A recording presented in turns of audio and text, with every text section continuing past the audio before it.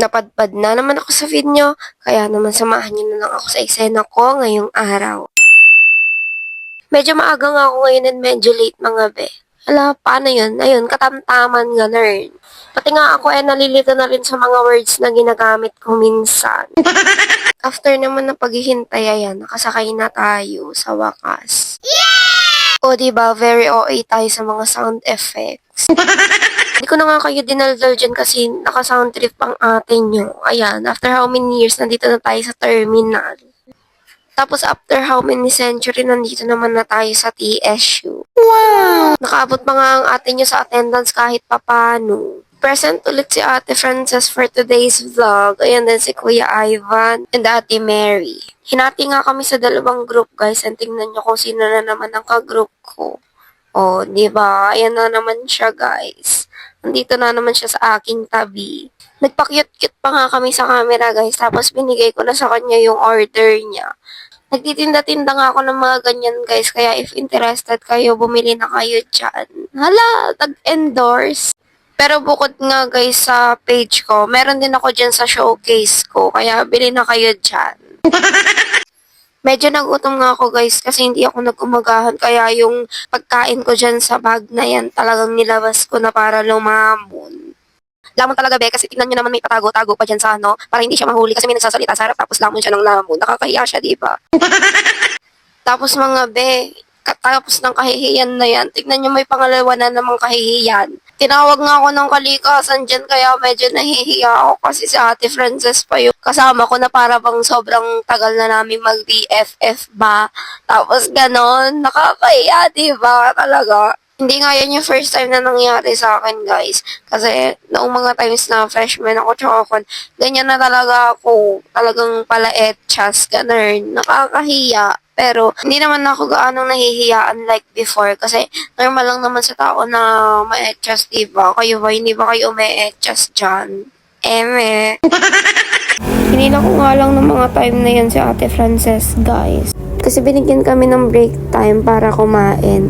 Samantala ko na yung oras na yun talaga kasi hindi ko na talaga kayang ipigil pa. May mga wet po talaga minsan na wala sa lugar, diba? Alabat ayun nga, for the success pa rin. Hala, may pag-anon. Ayun nga guys, tingnan nyo, iniwalayan pa nila kami ng pandesal. Nagpapandesal daw si Ma'am Paz guys and sobrang nakaka-touch naman. Ito rin mga ka-group namin guys, sobrang nakaka-touch kasi tingnan nyo naman pati kami winiwalayan ng pandesal.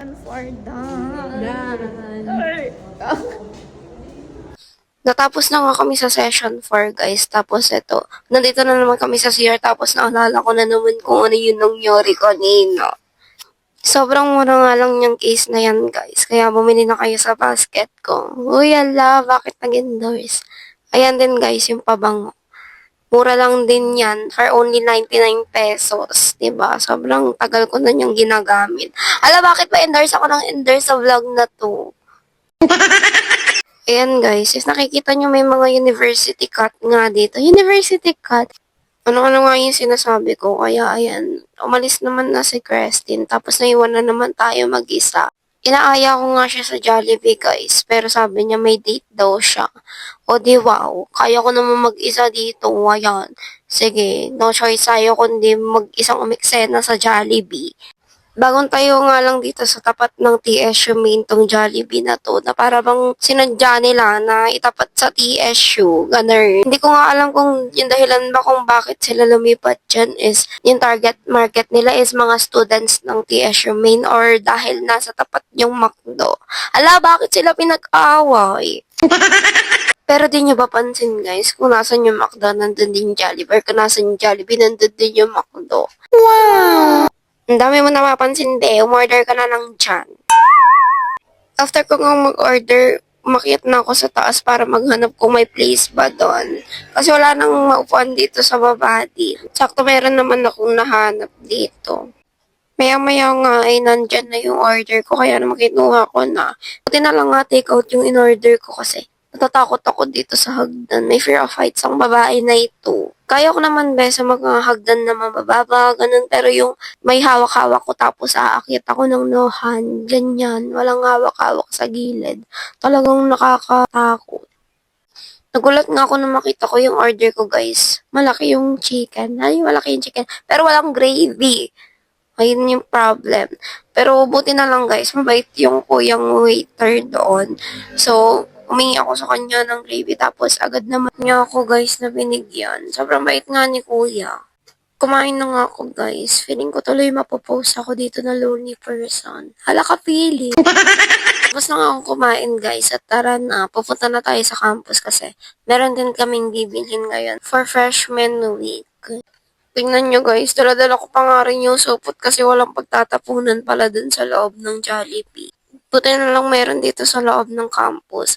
Nalito pa nga ako, guys, kung saan ko ilalagay dyan. Kasi baka i-bash nyo ako pag hindi ko nalagay sa tama. Ay, ala, feeling relevant si ate mo. Dito nga ako, guys, sa CBA part, nag-wait kay ate MJ. Pero ayun nga, sabi niya, medyo matatagalan daw siya. So, natulog muna ako dyan na para bang Saan nyo nga ako dalhin, guys? Pwede akong matulog kasi hindi naman ako maselan. Wow! After ko naman mag-power nap at mag-TikTok, guys, ayan. Sabi ni ate MJ, doon na lang daw kami sa City Walk magkita. So, pumunta na lang ako City Walk. If nakikita nyo, guys, konti pa lang ang mga estudyanteng nakikita dyan sa mga hallway. Kasi nga, hindi pa naman kami nag-i-start na magklase. Dito nga ako sa labas ng TSU, guys. Naghihintay kay ate MJ. Tapos, naprank ako nung uyang nagta-tricycle. Sabi niya, libre daw yung ice candy. Ayun.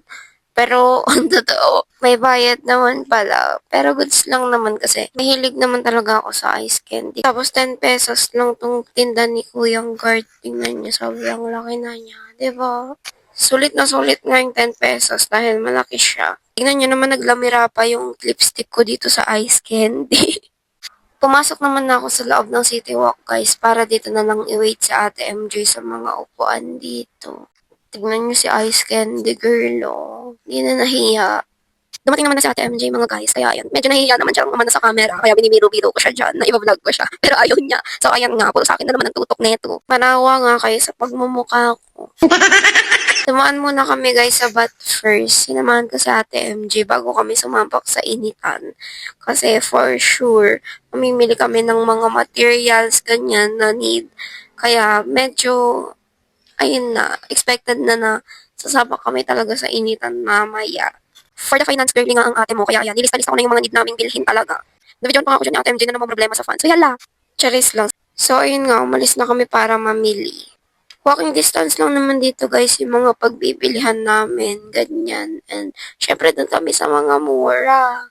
Kaya naman nandito kami ngayon sa palengke, guys, para bumili ng juice and malapit lang din naman dito yung RCS, ganyan, para bumili ng lollipop.